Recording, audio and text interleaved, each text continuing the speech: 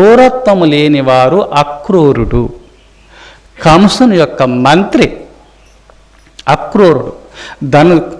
ఆనాడు పూతను పంపినాడు, శకటాసురుని, పర్ణాసురుని, ఎంతోమంది రాక్షసులను పంపినాడు. సంహరించాలా, కృష్ణుని సంహరించాలనుకున్నాడు.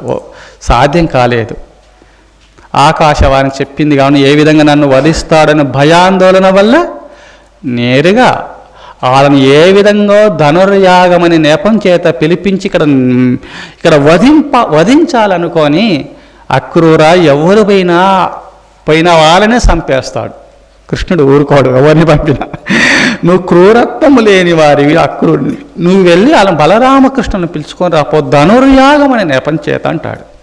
సరే, వినాశకాలే విపరీత బుద్ధి, వినాశకాలం ప్రాప్తించింది ఈ కంసునికి అని చెప్పి నేరుగా వెళ్ళి ఆ కృష్ణార్జులను పిలుచుకొని వస్తారు. గోపికలు అడ్డుపడతారు. మా కృష్ణుని, నా దేవుని పోనివ్వము అంటారు. అమ్మా, నేను తీసుకొని వెళుతున్నాను, బలరామకృష్ణ పిలుచుకోపోతున్నాను అంటే తీసుకువెళుతున్నాను, వీళ్ళని మాకు అప్పచెప్పాలంటారు. అప్పచెప్తానమ్మా అంటాడు. సరే, ఒకవేళ అప్పచెప్పకపోతే నువ్వు అంధుడివై జన్మిస్తావు భూలోకంలో చెప్పిస్తారు. అప్పుడే చెప్పించినారు వాళ్ళు. ఇది కాని పని, ఏదో మోసం జరుగుతుంది అనుకుంటారు. అందుకోసము బలరామకృష్ణులను పిలుచుకొని పోయిన తర్వాత అక్కడ కంసును వధించిన తర్వాత తల్లి దగ్గరికి వెళ్ళి దేవకి వసుదేవులను బంధ విముక్తులను ఖైదు నుండి విడుదల చేయించిన తర్వాత, బంధ విముక్తులను చేసిన తర్వాత కృష్ణుడు మళ్ళా బృందావనం రేపల్లకి వెళుతాడని చెప్పి తల్లి కోరుకొని, కృష్ణ నేను వరం కోరుకుంటున్నాను. అమ్మా, తల్లి బిడ్డలకు వరం ఇస్తుంది, బిడ్డలను తల్లి వరం కోరుకుంటుందా? ఇది విరుద్ధం అమ్మంటే, నువ్వు దేవాది దేవుడవునైనా నాకు తెలుసు, నేను వరం కోరుకుంటున్నాను, నువ్వు కాదనొద్దు, నాకు ఇవ్వాలంటే తల్లి కోరుకోగా తండ్రి కాదనేదేమమ్మా.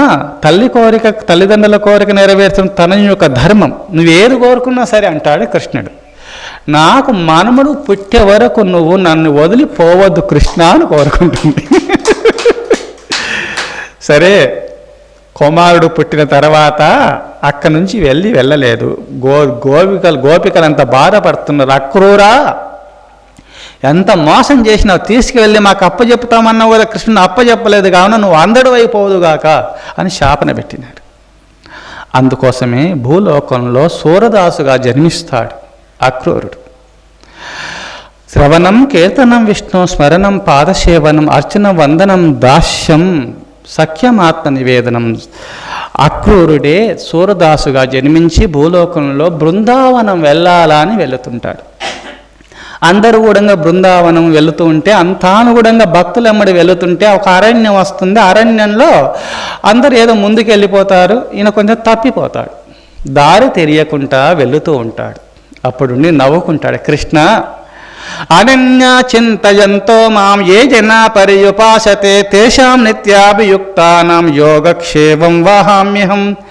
అనన్యమైనటువంటి భక్తితో నిన్ను ప్రార్థన చేస్తున్న పుణ్యపురుషులకు యోగక్షేమాలు చూసుకుంటావని చెప్పినారు కదా కృష్ణ.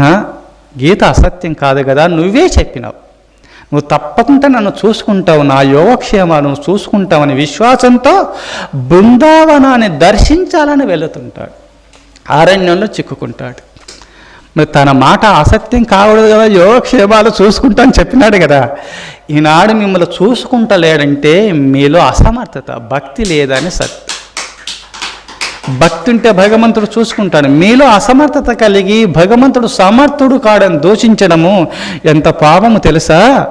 మీరు సమర్థమైన భక్తి, అచంచలమైన భక్తి ఉంటే భగవంతుడు వచ్చి రక్షిస్తాడు. ఆనాడు గజేంద్రుని రక్షించలేదా? గజేంద్ర మోక్షం చెప్పినాడు, అందులో చూసుకోండి మీరు.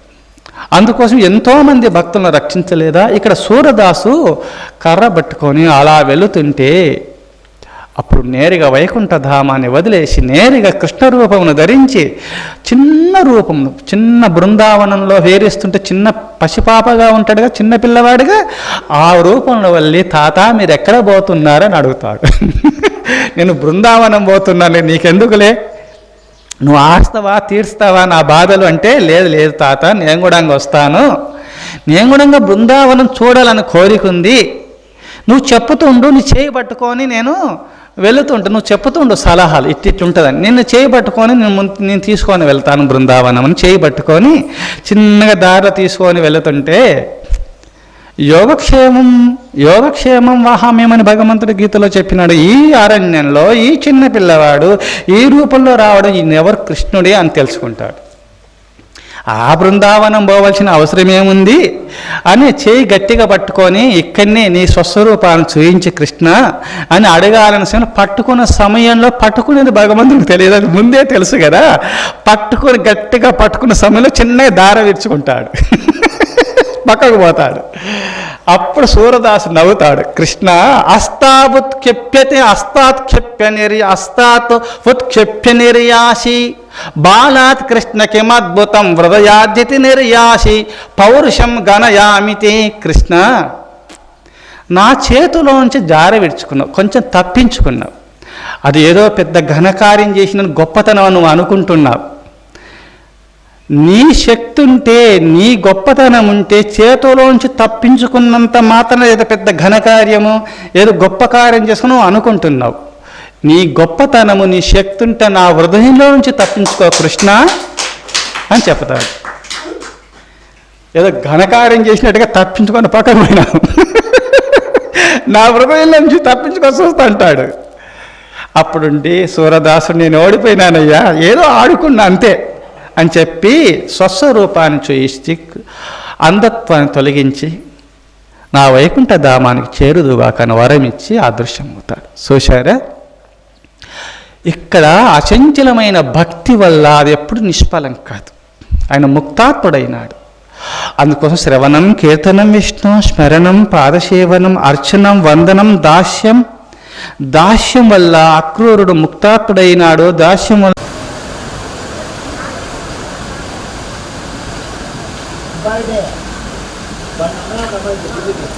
ఫోన్ చేశారు.